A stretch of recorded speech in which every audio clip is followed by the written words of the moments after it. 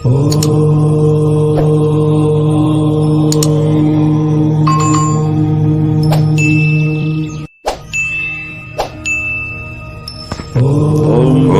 परमात्मने नमः। हम प्रकृति या पुरुष की बातें तो बहुत करते हैं, लेकिन प्रकृति क्या है और पुरुष क्या है ये समझ में नहीं आता है। जो त्रिगुणात्मक, अव्यक्त, नित्य और कार्य कारण रूप है तथा स्वयं निर्विशेष होकर भी संपूर्ण विशेष धर्मों का आश्रय है, उस प्रधान नामक तत्व को ही प्रकृति कहते हैं। अर्थात इस संसार के कार्य कारण रूप ही प्रकृति है। 5 महाभूत, 5 तन्मात्रा, 4 अंतःकरण और 10 इंद्रियां, इन 24 तत्वों के समूह को विद्वान लोग प्रकृति का कार्य मानते हैं। अर्थात प्रकृति से ये सभी चीजें उत्पन्न होती हैं। पृथ्वी, जल, तेज, वायु और आकाश, ये 5 महाभूत हैं। गंध, रस, रूप, स्पर्श और शब्द, ये 5 तन्मात्र माने गए हैं। श्रोत, त्वचा, चक्षु, रसना, नासिका, वाक, पाण, पाद, उपस्थ और पाव, ये 10 इंद्रियां हैं। मन, बुद्धि, चित्त और अहंकार, मन, बुद्धि, चित्त और अहंकार, ये अंतःकरण के 4 रूप हैं।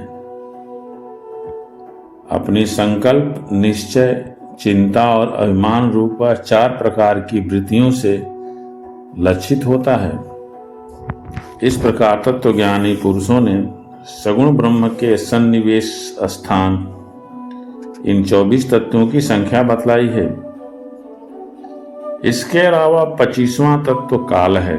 कहीं कहीं काल को पुरुष से भिन्न तत्व न मानकर पुरुष का प्रभाव अर्थात ईश्वर की संहार कारिणी शक्ति बताते हैं, जिससे माया के कार्य रूप देह आदि में आत्मत्व का अभिमान करके अहंकार से मोहित और अपने को कर्ता मानने वाले जीव को निरंतर भय लगा रहता है।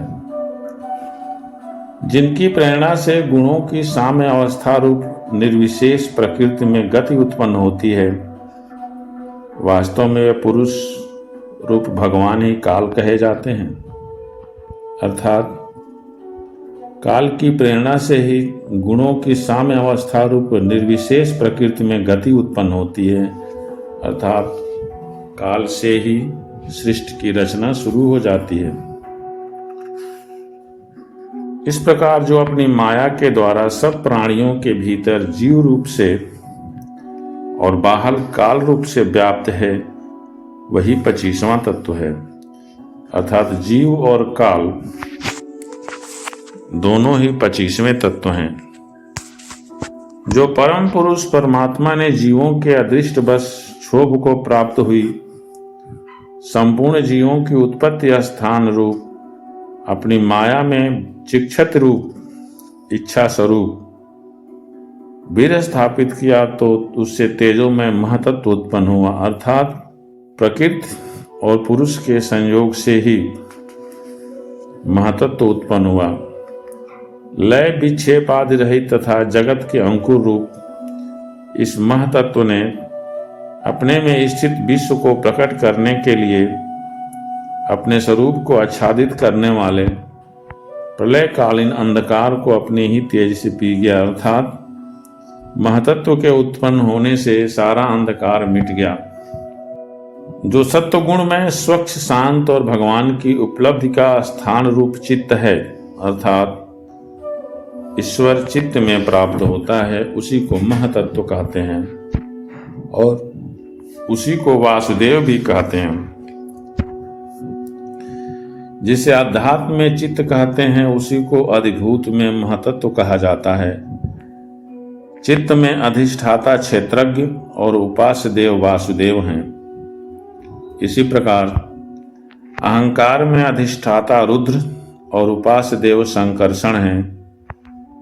बुद्धि में अधिष्ठाता ब्रह्मा और उपास्य देव प्रद्युम्न हैं, तथा मन में अधिष्ठाता चंद्रमा और उपास्य देव अनिरुद्ध हैं। श्री कृष्ण के वंशजों में हमने जो नाम सुने थे, कृष्ण के पुत्र प्रद्युम्न हुए और प्रद्युम्न के पुत्र अनिरुद्ध हुए। ये सब शरीर के अंदर, पंचभूतों के अंदर ही सारी सृष्टियां होती हैं, सारे चित्र होते हैं। अब हम देखते हैं कि संकर्षण या अनंत या शेष हम किसको कहते हैं। जिस प्रकार पृथ्वी आदि अन्य पदार्थों के संसर्ग से पूर्व जल अपनी स्वाभाविक अवस्था में उत्पन्न स्वच्छ, विकार शून्य एवं शांत होता है, उसी प्रकार अपने स्वभाव की अवस्था की दृष्टि से स्वच्छत्व और अविकारित्व और शांतत्व ही वृत्तियों सहित चित्त का लक्षण कहा गया है। अर्थात चित्त स्वच्छ होता है, अब इसमें कोई विकार नहीं होता है और शांत होता है। उसके उपरांत भगवान की वीर्य रूप चित्त शक्ति से उत्पन्न हुए महातत्व के विकृत होने पर, अर्थात महातत्व जब विकृत होता है उससे क्रिया शक्ति प्रधान अहंकार उत्पन्न होता है। महातत्व के विकृत होने पर अहंकार उत्पन्न होता है। अहंकार 3 तरह का होता है, वैकारिक, तेजस और तामस।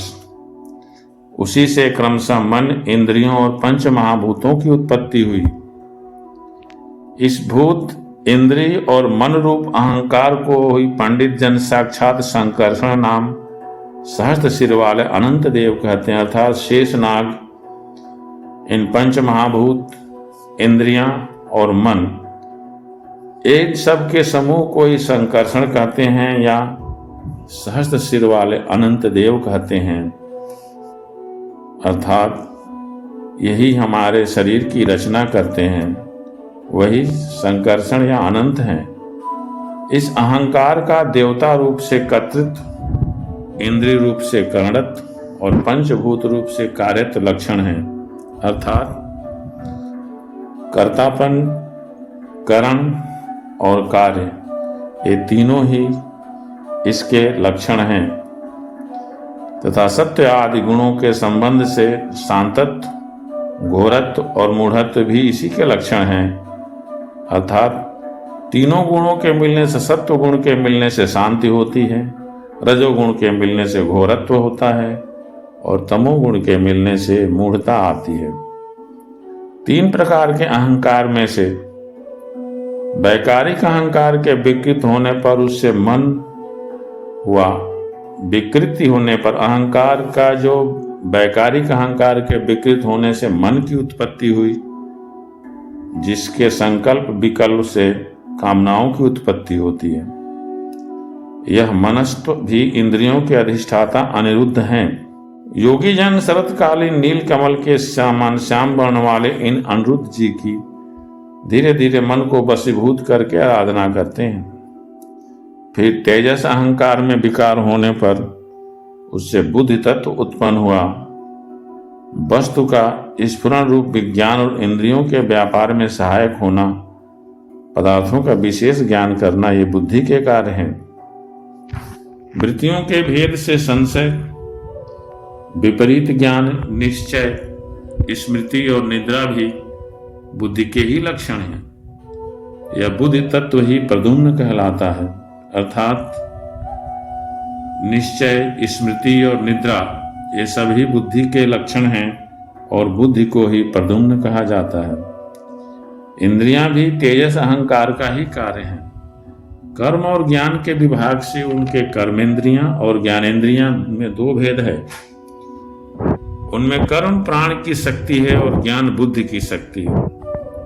प्राण की शक्ति को कर्म कहा जाता है और ज्ञान की शक्ति को बुद्धि कहा जाता है। भगवान की चेतन शक्ति की प्रेरणा से तामस अहंकार के विकृत होने पर उससे शब्द तन्मात्र का प्रादुर्भाव हुआ और शब्द तन्मात्र से आकाश तथा शब्द का ज्ञान कराने वाली श्रोतेंद्रियां उत्पन्न हुई, अर्थात कर्ण उत्पन्न हुए। अर्थ का प्रकाशक होना, ओट में खड़े हुए वक्ता का भी ज्ञान करा देना और आकाश का सूक्ष्म रूप होना, विद्वानों के मत में यही शब्द के लक्षण हैं। भूतों को अवकाश देना अर्थात पंच महाभूत जिस पर निर्भर करते हैं, सबके बाहर भीतर वर्तमान रहना तथा प्राण, इंद्रिय और मन का आश्रय होना, ये आकाश के वृत्ति कार्य रूप लक्षण है।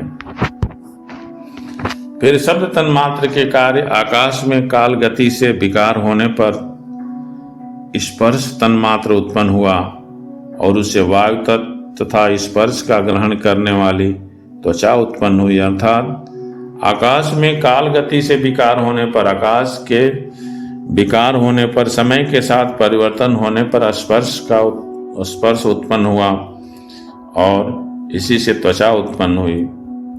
कोमलता, कठोरता, शीतलता और उष्णता तथा वायु का सूक्ष्म रूप होना ये स्पर्श के लक्षण हैं।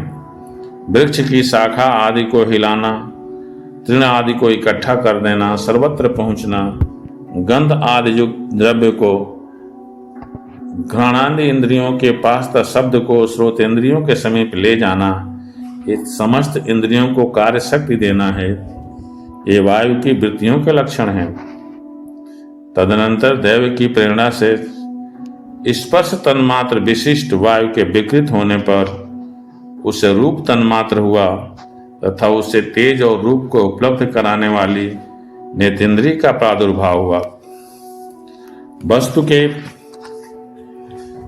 आकार का बोध कराना, गौण होना, द्रव्य के अंग रूप से प्रतीत होना, द्रव्य का जैसा आकार, प्रकार और परिमाण आदि हो उसी रूप में उपलक्षित होना तथा तेज का स्वरूपभूत होना, ये सब रूप तन्मात्र की वृत्तियां हैं।